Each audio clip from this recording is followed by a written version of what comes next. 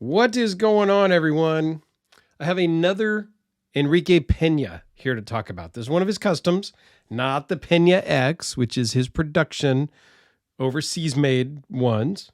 Not that there's anything wrong with the Pena X series at all.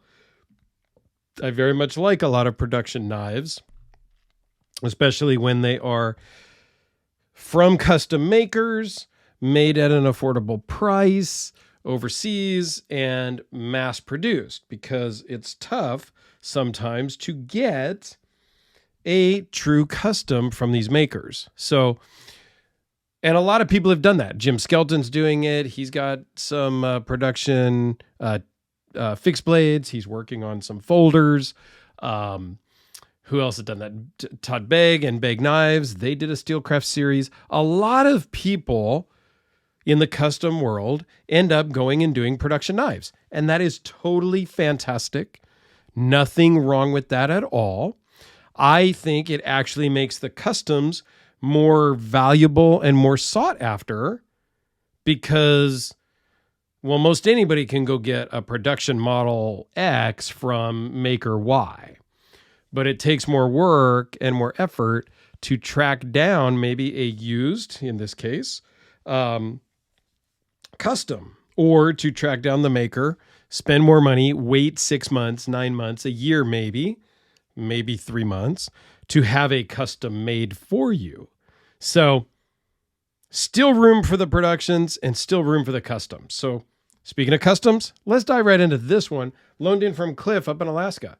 Thank you very much, Cliff. I do greatly appreciate your generosity because you send some amazing stuff my way that I'm grateful for. So thank you. So this is the Pena Dogleg Jack in micarta. This is a front flipper pocket carry, no pocket clip. Not my typical thing, right? But we're going to talk about it anyway. It looks like the scale's a little bit loose there. So I'll tighten that up afterwards. But let's talk about the size. It is 3 3/4 closed. Now, this is not your traditional front flipper. Well, I don't know. I have a tough time gripping it like this and flipping it with my thumb because of the angle and how I need to hold on to it. However, if I go with my index finger and I just literally just pull my index finger back, it flips every time. So once I realized that, I was like, oh, okay, this is not so bad. So it's 6 5/8 overall, 2.94-inch blade with a 2.72-inch cutting edge. Behind the edge is 0.008, so it's super thin behind the edge. And partially because the blade thickness is only 0.124. So it starts off thin and it just gets thinner. It's made out of CPM 154. Overall thickness is 0.570. And it weighs in at just 2.4 ounces and has a very smooth, I'd call it kind of a controlled drop shut, if you will. It's not a guillotine, but it certainly drops with one little shake. Now, Cliff carries this one around quite a bit, and as we zoom in, you will notice that it has some wear marks. This is a hand-rubbed satin finish. Micarta, more micarta, and you can see there's a little chip there in the micarta where the micarta is kind of drying out. He does carry this just down in the pocket. He did tell me that it's typically in an empty pocket. This is not really chips. That's just the way the micarta is shown there with a liner behind it kind of poking through.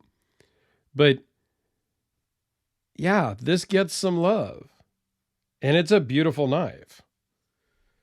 I don't know if I'm ready to just drop a knife in my pocket like this.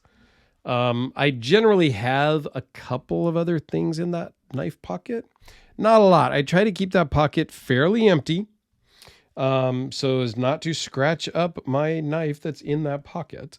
But this feels really good in the hand. I love this kind of, I'm not even sure what you'd call that, kind of a trapper blade. Kind of reminds me of an old slip joint trapper style blade. Little bit of jimping on top, so you do have control, and it does feel good in the hand. This is a cool little knife. I'm super glad that he sent this up because it's not something I typically carry or am showing or handling very much. Came in a zipper pouch. Let's do a couple of quick size comparisons for you. Kind of mix it up a little bit. Do the Delica first. So yes, this Pena is a small knife. No two questions about that. The AA battery and the D cell battery. How about just a Sharpie? Everybody knows what the pencil looks like. We'll just do a Sharpie today. Move that bag out of the way. What else do I have here next to it that I could compare? The Kubi KB237. And because we're talking customs, let's do a custom Hellraiser. Similar in colors. Got a carbon fiber and dark bolster, scales, bolsters, and satin blades. So kind of a comparison-ish. I don't know. What do you guys think about just pocket carry knives without clips?